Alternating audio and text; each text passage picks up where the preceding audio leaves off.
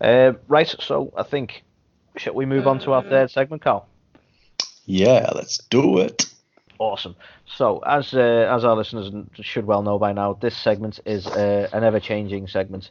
This week, I thought it'd be fun to do the 10 most, or either worst / most memorable botches that we've seen. And it sort of come to my mind because, as I mentioned to Carl earlier, because everything's so pre-taped, we're not really going to see any botches for a while, because they can just refilm it and pretend it never happened. So, I figured it'd be fun if me and Carl earlier agreed to do 5 each, and then I think there's a few honourable mentions as well that Carl's put out, because you are an absolute beacon of information, Carl, and you probably had about 20 that you could list off the top of your head. So sadly I limited you to 5 because your knowledge is much better than mine. So do you want to run through your 5 and then I'll do mine, and then we can go through any honourable mentions after that? Yeah, defo. Sounds good. So my first one, I think, is absolutely god tier. From a botch perspective, is when Vince McMahon tears both his quads. So if you've not seen this, anyone who is listening, so we're looking back to the 2005 Royal Rumble. So the final 2 participants in that match are John Cena and Batista, and supposedly they botched the finish. So it should have been a win for Batista, who goes to dump John Cena out via like a Batista bomb, but it looks like Cena's like legs got caught around Batista, and both of them just so happened to fall out at the same time.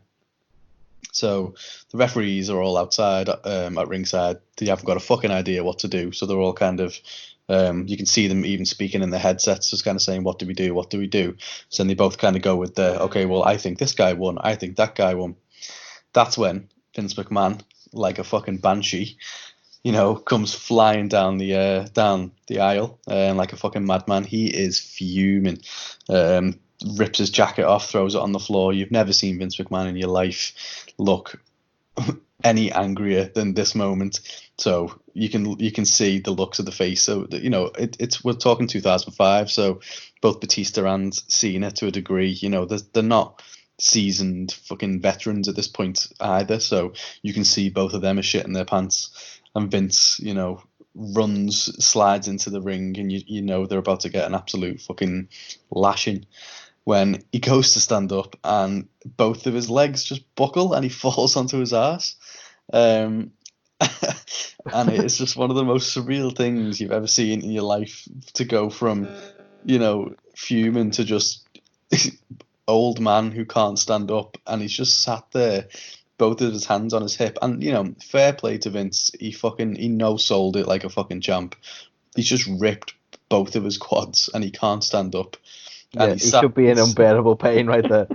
And he sat there just looking up at these 2 men that he was about to scream at, with his hands on his hips. And yeah, it is god tier botch, and I don't think you'll ever find anything like it. And I want to it's insanely memorable.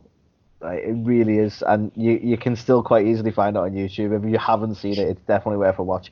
And to be honest, the botch before it is so strange. Like, what are the odds that they both land at the same time? Because you can watch it back as much as you like, they both land. You couldn't do it deliberately. Do you know what I mean? That wasn't a deliberate thing. That's got to have been a botch, because there's no way you could land the landing that perfectly at the same time. That's it. Like, they've tried to do these as angles in the past, and someone's always like feet have touched first, and there's no way. But they both just dump out like a 2 sacks of shit and land there simultaneously on the floor. So I don't know. I mean, there'd be cynics out there who say it was planned all along, but the supposed story is that the finish was botched. But yeah, Vince must absolutely cringe now watching that back. He probably wants all that footage destroyed. But if you've not seen it, it's fantastic. It is cringeworthy to fuck, but it is such an amazing botch. So that's my number one. Second is also god tier when it comes to botches, and that is the debut of the Shockmaster. So we go back a little bit further for this one. So I think it's WCW's Clash of the Champions back in 1993.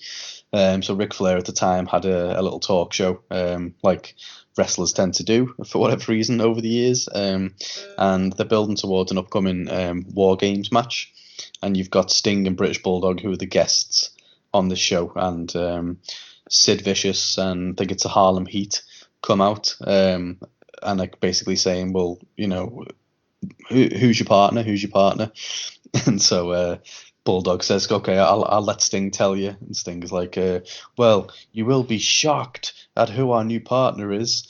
And so basically this whole segment is to unveil who their mystery partner is. At the time, there's a guy called Fred Ottman, so formerly known in the WWF as Tugboat, or you might remember him as Typhoon, one half of the tag team The Natural Disasters with Earthquake. But he was quite a hot commodity, really, and his WWF contract had come up for expiration, so he was going to be given quite a big role. He's getting put in there with Bulldog and Sting, Sid Vicious and the Harlem Heat, who were really big at that time. So the plan was when they say it's the Shockmaster, there was going to be like a little explosion. He was going to come bursting through the wall and be like this big, intimidating presence. And what actually happened was he fucking fell ass over tit through the wall and just landed on his face. And at the time, for whatever reason, they thought it would be a good idea for him to have a glittered stormtrooper mask helmet thing on. And obviously, as he goes ass over tit, that mask goes flying off. So he's got this big fat bastard lying on the floor trying to scramble around to pull his mask back on. And you literally hear like really faint in the background of Ric Flair go, oh God, oh God. And honestly, it's so bad. But yeah, so he did go on to have that match, but he was sort of repackaged beforehand. So he was still referred to as the Shockmaster, but he kind of came out as like this builder / electrician, like a hard hat on. Right, so, fair enough. Yeah, and then he slowly disappeared after that match. But yeah, very memorable. And then next on my list, memorable for all the wrong reasons, was the unfortunate leg break of Sid. Oh, this one was disgusting, man. Yeah, if you squeamish, I would recommend not looking this up. But this happened at the WCW Sin pay-per-view in 2001. Now, Sid has always been one of the top guys in the business. He main evented with the likes of Hogan at Mania. He's had matches with Undertaker, won the WWF title off Shawn Michaels. Like, he's always been a big star.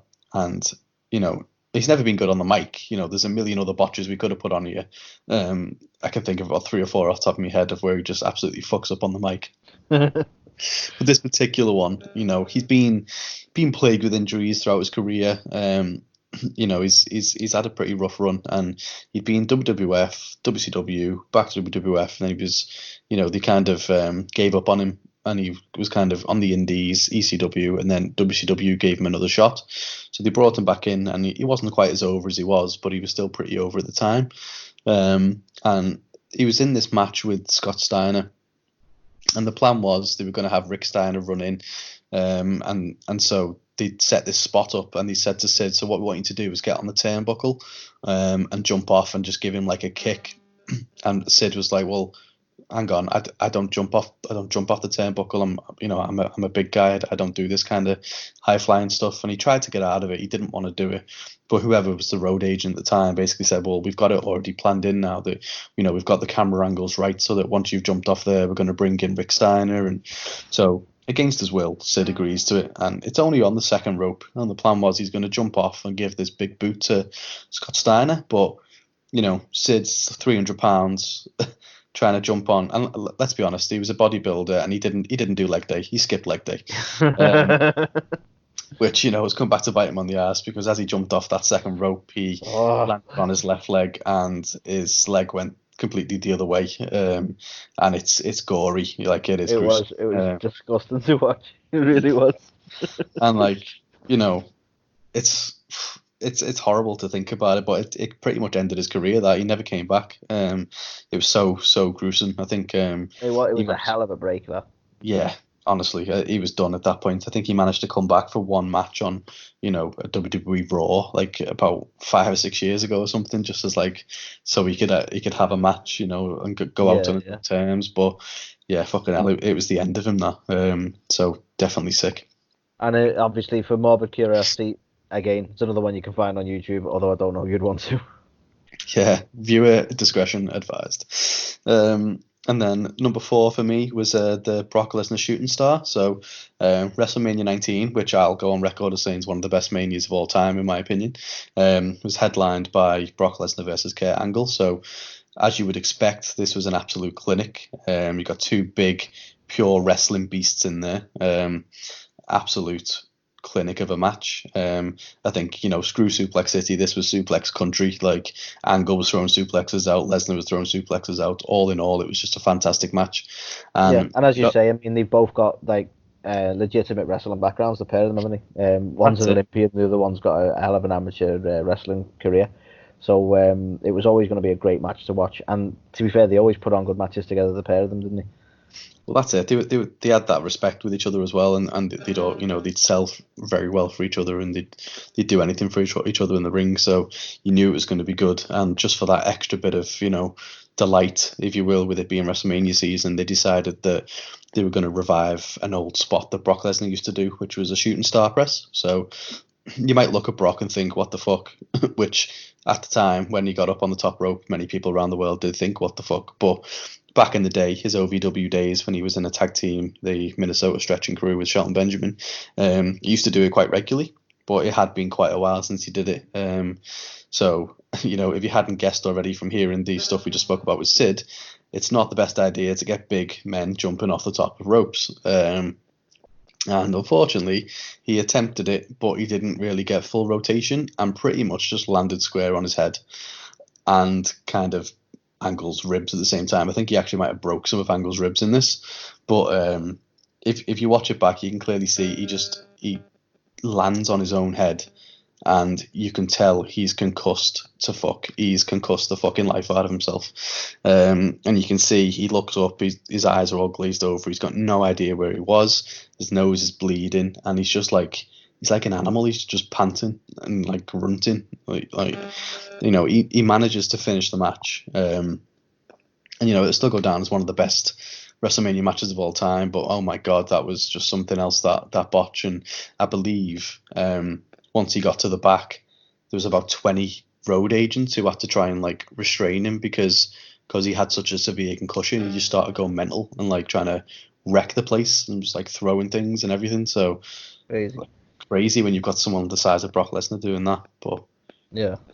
I remember seeing this, and like you say, it's I get why they wanted to do it. It is a shocking move, and it was something he could pull off or has pulled off, and you don't expect it. Like, everyone was in a bit of shock when he went to the top rope, and it's a shame it didn't land. But it was. You could see he was out of it. Fair play to them both for finishing, because they did finish the match. But yeah, it again, another one. It's a bit of a must see that in some respects. Yeah, and I think my last one. So as you mentioned, Anthony, I was trying to whittle this list down, but I wanted to put quite because I think the other ones I've mentioned, many people might have already heard of them or seen them. Like, a lot of them are, very famous botches, if you will. But this last one was just one that I've always just found really funny. So just a basic episode of Raw, and you had Lillian Garcia was the announcer at the time, and do you remember Charlie Haas? I do, yeah. He was part of the what was he called? The world's greatest tag team. World's greatest tag team. That was it. Yeah, he was with Shell TV, wasn't he? He was. So around this time was when I think it was after the draft or something, and he must have got split up from Shell TV. So he was trying to make it as a single star, and he wasn't really getting over. So he was on just one of the, the filler matches, like the bathroom break matches. I think he might be fighting Joey Mercury or someone like that. But basically, Charlie Haas is like trying to get recognized, trying to get himself over. So as Lillian's announcing him, he like sprints down to the ring, like I don't know why. Don't know what he was thinking, but he sprints down to the ring and decides he's going to run and bounce off the ropes a couple of times, a little bit Ultimate Warrior-esque.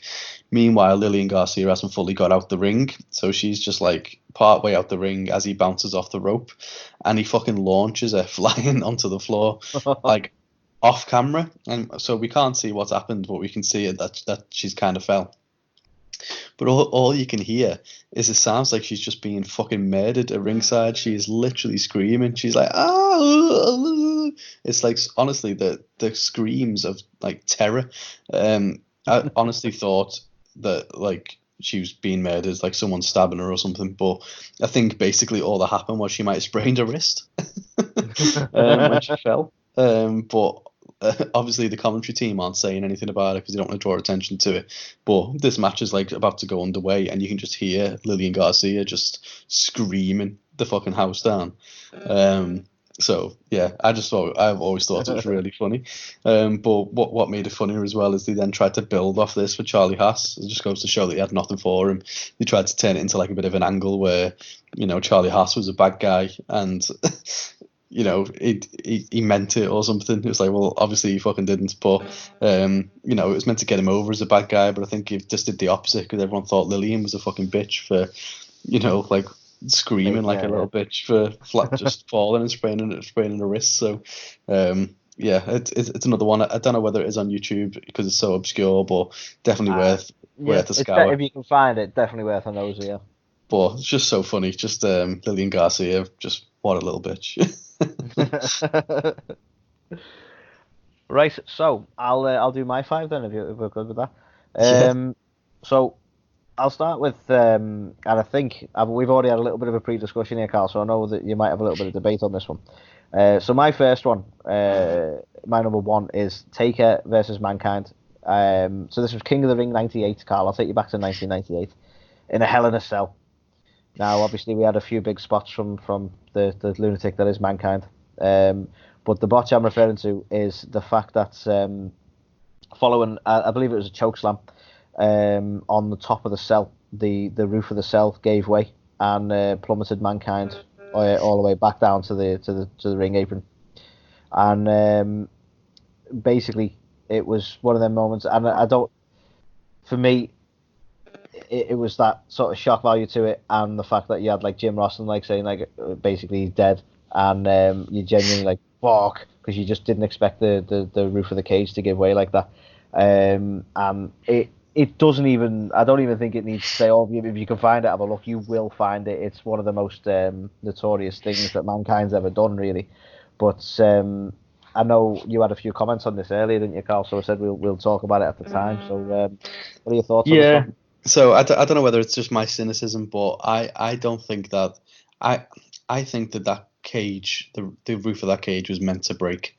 I think at the time Mick Foley was getting a bit of, you know, shit off his wife in real life for doing things that were too crazy, and she was getting to the point where she was like signing off on stuff almost of like stuff she would allow him to do, and I think he basically said that this was a botch so that he didn't get shouted at by his missus. But the reason I think it is because they were doing a lot of stuff on top of that roof, and they purposefully avoided that one bit of the roof. So I feel like it was probably already primed to give way. But one thing that I think definitely was a botch was, for whatever reason, I think Taker put a steel chair down there or something, and fucking Foley falls through, obviously heavier than the chair, so he lands, then all of a sudden the chair fucking carries on and twats him in the back of the head as well.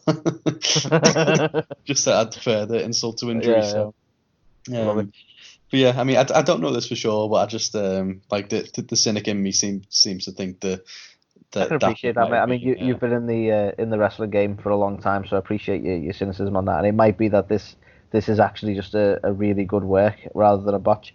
But I'm always a big fan of audience participation, so if you're listening and you do want to check out the videos and leave a comment to us as to whether you think this was in fact a work, you know, we'd always be interested in hearing from you. I'll move on to my next one. Now, this one was definitely a botch. So, Carl, I'm going to take you over to SummerSlam 1997, and I'll take you to a match of Owen Heart versus Stone Cold Steve Austin. And I'm going to take you to a incredibly botched pile driver that's resulted in Austin. Now, I do want to mention this actually because at the time, and it's always well noted that basically due to the botch of the pile driver, Owen Hart broke Austin's neck. And then Austin is a tough son of a bitch because he finished the match and got the pin. And this is ultimately the injury that ended Austin's career. But I'm given to understand that he didn't actually break his neck. It was a bad injury by all means, and it was the career-ending injury for him, but it wasn't actually a broken neck. Yeah, I don't know if you have any thoughts or any further detail on that one, Carl. But yeah, this is it's a sickening one to see. I don't know if you can see it now. Actually, I've not been able to. I've been looking today actually because I knew we were doing this and I couldn't find the footage. But again, it's you can clearly see it. It obviously just lands straight on his head. And it obviously he is no matter what the injury was, he's a tough bastard because he did carry on. And I believe he suffered a small level of paralysis. Obviously that he got the feeling back, but I believe he suffered a small level of paralysis afterwards as well, not to be carried back to the backstage. I think it is it's crazy really to think of how that all went down. So I mean, I don't know whether it was officially a break. I think he gets the broken skull ranch thing from that injury. So I don't know whether he had like some sort of fracture or a break in his neck or his skull or whatever it was, but you know it was severe enough where he couldn't kind of feel his limbs. I think I remember I've heard him say. But the fact that it was Owen Hart who did it as well. Now, you know, it's crazy for anyone from the Hart family to ever fuck something up or to be responsible for hurting anyone. I know Brett always said that he's never hurt anyone in the wrestling business because he'd always try his best to take care of people because he wasn't like a stiff worker. That's why he doesn't like Goldberg as a prime example. But you know, Owen Hart was another fantastic wrestler, so it's crazy that it was him. And you know, everyone knows Owen Hart was like had a heart of gold, and everyone, you know, knows him for being this really nice guy. But I believe Owen never apologized to Austin for this. Oh, really? Which I think is just crazy, really. But apparently he never offered an apology. He just never said anything about it ever again, which if it's true, then it is crazy. But yeah, as you've said, this injury, you know, basically stopped pile drivers being used in the WWE for a very long time. I mean, they're not even used today, really. You've got the tombstone that gets used, but you know, that's about it. Yeah, I mean, yeah, it's a weird one as well because I've cited it a couple of times there as the you know the injury that ultimately put Stone Cold out, but obviously he did come back for a while after his recovery after the injury, but I believe it was complications due to this one that ultimately retired him. And sadly, and I know I've not got it on my list. I don't know if it ended up in the mentions, but obviously Owen Hart suffered one of the worst botches of all, which ultimately took his life. Which I won't go into too much detail on that, but very sad end for Owen as well. So yeah, and it's one of them where you think, well, sadly, there'd never be any closure to that, really, would there? No. Right. So. The next one I'll move on to, which is luckily, it's to be honest, none of mine are light-hearted. I do apologise for that. One of them's light-hearted. The next one I've got is the Elimination Chamber pay-per-view of 2010, Carl, which we see the Undertaker come out with some nice pyro effects from fire being shot out. You know, you might recall that. And what you might also recall is one of those fireballs hitting the Undertaker directly in the chest and ultimately setting fire to him. Which I shouldn't laugh at, but obviously Undertaker being the tough bastard that he is, as a lot of the wrestlers were from that era, carries on down to the ring, albeit at a quicker pace than he normally does, and he douses himself with water and cracks on with the entire match, to be fair. But again, if you can see the pyro botch, which you can find on YouTube, or you can see the match itself, you can see that he's suffering, and he's suffering through the match, and yeah, it's one of them where it's like I imagine someone got sacked for that, but fair play to the Undertaker for being tough enough to fucking carry on. I believe the water element was key at that point because he was dousing himself with it as well. Yeah, fucking hell. I can't remember whether we might have actually watched this together. I don't know whether we watched it live, but I'm pretty sure we've watched this together at some point. We did. I don't think it was live. I think it was after the fact, but we've definitely watched this bit together. Because I remember us laughing just at the fact that he's obviously doing his slow dead man walk, and then he just does this little like little picks up his fucking pace. Yeah, does this little run. And he's very angry. He starts ripping his fucking coat off and everything, doesn't he? You can tell he's fuming. But the one thing that I always remember from that match is how progressively redder he gets as the match goes on. Yeah, that's the funny thing. But I think it's funny as well. Like he's clearly pissed off, and this is something that happened in reality. But then you go kayfabe wise. I mean, he left his brother to burn in a house. Karma. Blatantly stealing Kane's gimmick for this match, I believe. Well, he was the fucking big red machine by the end of it, I tell you. He fucking was. Again, it's another one. I know it's not. Undertaker, you're my favourite wrestler, and I don't want you to have got burnt, and I have sympathy in that sense, but at the same time, it is kind of funny, especially to watch you carry on with the match. So, again, if you can find the match on YouTube, certainly have a nosy. It's well worth a look. Now, this is probably my funniest one, and I don't know if you remember this, Carl. It was roughly January 2006, just an episode of SmackDown. Weirdly, back when SmackDown used to put some bigger matches on, and we saw it was Batista. I think it was Batista and Rey Mysterio versus Eminem in a cage match for some reason. Which again sounds a little bit vague, but basically the context of who was in the cage match doesn't really matter. What matters is there was a bit of a rivalry with Mark Henry and Batista at the time. So Mark Henry storms out to the steel cage, and I believe the intent was that the cage was meant to be rigged in some capacity. So he comes out and he just starts tugging on the side of the cage, and nothing happens. So he goes round to the other side, and tugs on the cage, and nothing happens. And there's just a solid couple of awkward minutes where nothing's really happening, and Batista's in there sort of antagonising him, and he can't get into the cage. And then ultimately one of the referees indicates to him to go for the chain on the door, which Mark does, and breaks the chain off the door, comes in, and does like a bit of a limp kick to Batista, and that's about it. I think it was he just shoved him. Actually, I don't even think it was much, but yeah, it's just the reason I like this botch is just because it's so funny to watch, because he was the world's strongest man. He was meant to. I think the intent was that he was meant to come and rip the side off the cage or something, and it just totally fucked up. And I don't know what went wrong. Whether Mark was just confused as to what the spot was that he was looking for, or whether he was always meant to go for the door. I really don't know. But it's just a funny one to watch. Just that really awkward few minutes where he just can't get in. It's fantastic. So I mean, see this one?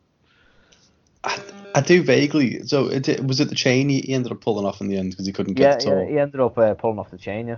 I think in fairness to him, if that wasn't the bit that was meant to be rigged, then he's done a good job to fucking break a chain. what I'd never know, this is the bit I'm curious on. I never know if it's true that I don't know whether the rig was the chain and he was always just meant to come in, rip the chain off and strut in like he was a badass, or whether he ended up having to break the chain and he is genuinely a really strong bad guy, and he just was able to rip a steel chain into bits because he needed to get in. I really don't know, but my honest belief is that the chain was the rigged element, and Mark was confused. I'll be honest with you. I think he thought he was going to rip some sort of panel off or something, and really he was just meant to come and just yank the chain. That's what I think. But yeah, maybe it wasn't rigged at all, and they were just yanking his chain. Hey. But yeah, it's a funny one to see anyway, and it is. I saw this again this morning, so it's definitely one you can find on YouTube. Well worth a chuckle. Sadly, I'm gonna lower the tone a little bit again and go to a bit more of a bit depressing one, but I think it's a notable botch. And this is, we're talking again an episode of SmackDown, the 5th of October 1999. Carl, I know you'll remember that one quite well. No, no, nobody does. Now, this one actually didn't go to air, but it became quite noticed because this was back when SmackDown was being taped. So it was in front of a live audience, so a lot of people saw it happen, but never actually made it to the taped element. And that is basically, there was a match between D'Lo Brown and Droz, who you actually mentioned last week when we were talking about the movies. Funnily enough, in which he was one of the people being auditioned, as it were, for Vince.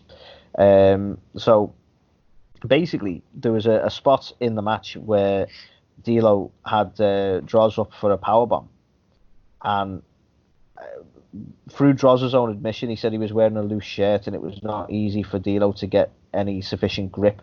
And basically, he's gone to do the powerbomb, and he's sort of landed it wrong, and ultimately fractured 2 vertebrae in Droz's neck, and sadly, very sadly, left him a quadriplegic. And that was the end of Droz's career, really. And to be fair to him, he's been spoke to about the incident since, and he holds no ill will to D'Lo Brown. Apparently, they're still really good friends, and he understands that this is the business and these sort of things happen. But again, sadly, it's not the best one to end on. So I'm glad we're doing honourable mentions. But again, quite a sickening botch, and I don't know if you'll be able to find the footage because it was never actually aired on TV. But I believe there are ways to find it on the old internet. Whether you have to go through the dark web, I don't know. But yeah, it's out there. Have you ever actually managed to see this footage, Cal? No, I've never seen it. I've seen obviously interviews and stuff with Droz after the fact and things, but yeah, it's such a shame really, because as you mentioned, obviously we saw him on the Beyond the Mat movie of being auditioned by Vince to get his big TV break, and that must have only been like 98 or something like that. I think this happened in 99, so he definitely didn't have the longest of careers really. Yeah, 99 it was, yeah. Yeah, so shame. It is a real shame. So to change the tone a little bit, to end on a high note, do you want to go through some honourable mentions, Carl? Because I know you had a good few. Yeah, so I think as Anthony mentioned, for whatever reason, when he brought this topic up as something we should look at for this segment, a lot of bad shit came to my head. I don't know if that's a good thing or not, but I could quite easily recite things, botches and whatnot. So we've obviously gone through our top 10 now, but the honourable mentions was just a couple of other little tidbits. So one of the ones was that time Lita attempted a suicide dive on Raw. So I don't know whether you remember this one, Ant. I actually don't. It might come back to me when you explain it, but I don't recall this particular botch, I'll be honest. So I think she might have been fighting Trish or someone like that, as she probably always was around this time. But she decided to do like your standard suicide dive through the ropes, and she just absolutely fucked it. And again, was like landed on her neck, but in such a way where she landed face first, and the whole back of her body came over the other side of it. Whoa. I literally watched it, and like I thought she was fucking paralyzed like from seeing it. But like luckily she just obviously ended up being okay. But like I'm sure it's around there on YouTube today, but it's still to this day it's worse than the Brock Lesnar one. It is one of the worst like fucking botches I've ever seen in my life. But she was all right. Yeah. Like crazy, but yeah, could have gone so much worse. But yeah, I don't think she attempted any other suicide dives after that, to be fair to her. No, it's a dangerous one to do, it, especially if that's enough of a scare to put you off in it. Let's be honest. Yeah. And then one of the other ones, obviously a bit more of a somber note, was I remember watching the episode of Raw when Jerry the King Lawler had his heart attack. Oh yeah. That was fucking hard to watch. Like yeah.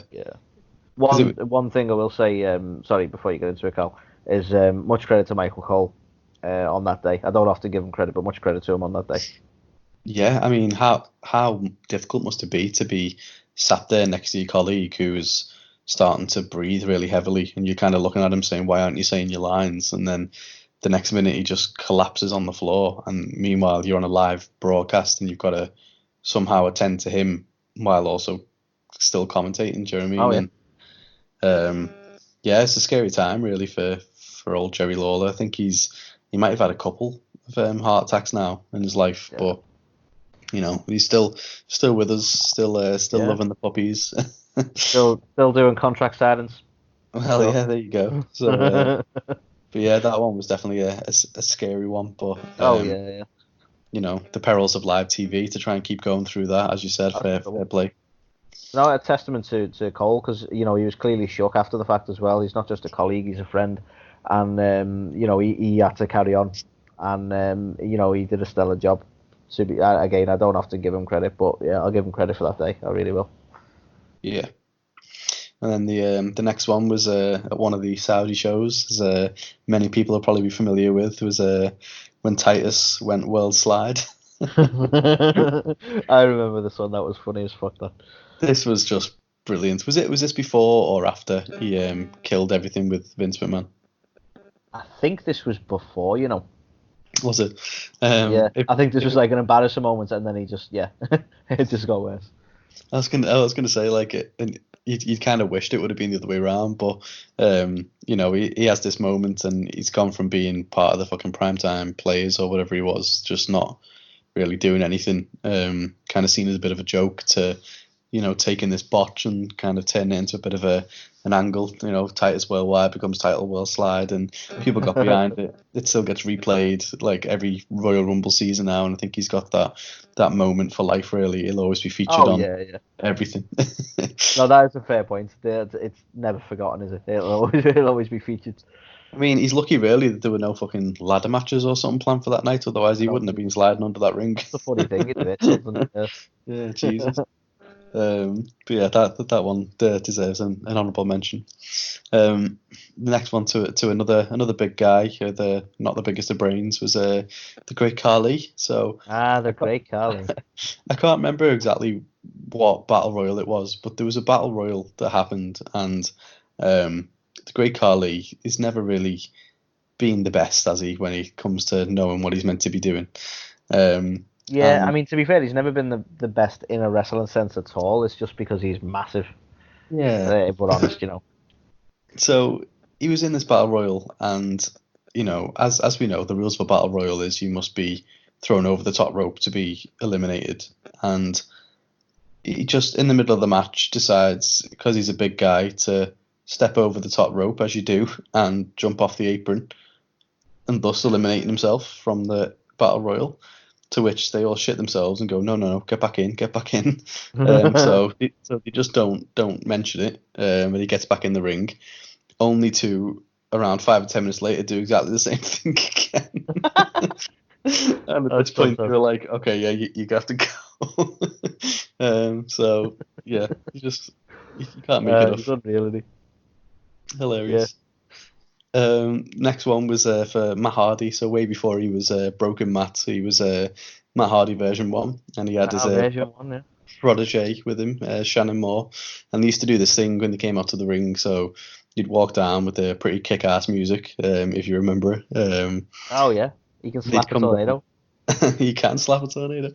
And they come down to the ring. They both go towards the ropes and like stand on them together, and like do the version 1 symbol, and Matt Hardy goes over and stands on it, and then as Shannon Moore goes to do it as well, he accidentally sends Matt Hardy ass over tit, and he falls over the rope and just strangles himself on one of the ropes on his way out, and just lands in a heap on the floor. And meanwhile, Shannon Moore's looking down on him like, oh shit. Sorry. Because it was like their taunt or whatever that they do, like as they're making their entrance, the camera's right on him. He's looking at it doing his version 1, and just fucking literally just collapses. And he's in good humor and good spirits about it at the end. But no, that's the thing. He's so not funny. He's not that type of guy, Matt, is he? But yeah, it's all good as fuck. That, especially when it's Shannon who's done it, because he was obviously the newbie and the green one there. Yeah. But yeah, funny as fuck. Yeah, so funny. And then the second to last one I've got is I think it was just. Do you remember this one? Go on. I do. I distinctly remember this one, but go on. So there's like a backstage segment, and I think it's there's Edge, there's Rey Mysterio, and I'm not sure, is the other one maybe Batista or something like that? I'm not too sure. I'm confident it was Batista and Edge having a conversation, and Rey in the background, wasn't it? Yeah, and so there's the two guys at the front having a conversation, Edge and some other guy, and Rey Mysterio's deciding to do some chin-ups on the It's like the locker room It section. was like one of the shelves in his like locker. They're not really lockers, are they? Because there's no doors or nothing on them. It's just like Yeah. where you can hang your kit and that. And there's like a little wooden shelf, isn't there? And he just seems to decide, let's do some chin-ups. So this segment's happening, and they're having a conversation. He's doing that in the background, and then it just so happens that the wooden shelf decides to fucking break. You just see Ray fucking fall on his ass, and then Edge can't help but he starts corpsing and just starts laughing. All while they're trying to have this serious conversation. So To be honest, what makes it even funnier for me is Edge, because he couldn't hold it. He was creased over that one. yeah, And to be fair, it's like a funniest home videos kind of thing that they'd have easily made some money out of that video. it's just so funny, isn't it? Where like Oh, yeah. you don't expect it to happen, and then obviously I think it's live TV as well. It's probably on Raw, and then just just for him to just like he can't keep it. He has to laugh. And then the very last one I had on my list, and I'm sure there's a million more out there, but these are just the ones that came to the top of my head, was the Randy Orton RKO fail. So I don't know if you've seen this one, but I think it's just an episode of Raw, and Jericho has got someone in the Walls of Jericho. It might be Triple H or something like that, and Orton decides he's going to run off the ropes and hit Jericho with the RKO, and he goes to jump, but he just misses Jericho. So Jericho's there holding he's got the Walls Jericho on, and Orton just flies past him and just doesn't grab Jericho at all. So he just falls on his ass, and Jericho's just like looking at him like, oh shit. So Orton has to get up quick and then run on the rope again and try it again. But it's just so funny, just the look that Jericho gives him, and the look from Orton like, oh shit, I fucked up. Brilliant. Yeah, so there are, and again, Carl, you're a wealth of information on this. I'm sure you could do a top 100 if you wanted to, botches. But these are our sort of, well, I suppose top 5 each, but a top 10 with a few honourable mentions there. What I want to do as a nice gift to anyone who participates in our YouTube channel, I will actually try my best to provide links to each and every one of these in our description. So you'll have our video talking about the botches, but then I'll try and provide links to those botches as well, just to add a bit of usefulness for you. And that is pretty much the end of our third segment. Unless obviously, Orange, do you have any botches that you want to discuss from the indie scene or AEW at all? Okay, fair enough. So there you go. They don't botch in AEW, as it turns out. Yeah. But no, so obviously it's been another fun week. Both Carl and I would like to thank Orange Cassidy for participating. I know you've got an incredibly busy schedule, but it's been invaluable to our podcast. You're certainly a great addition. We hope to have you on in the future. Absolutely, and I think some of the anecdotes you've made today, Orange, and we'll try and get some sound bites, to share as well for future episodes. But yeah, you've contributed so much to today's show. So just want to echo Anthony's comments, and thank you for joining us on our podcast today. Yeah, definitely. So hopefully we'll have some more special guests on in the future. But certainly for this week, that's it from us. So thanks everyone for listening. Yeah, thanks guys. Take it easy.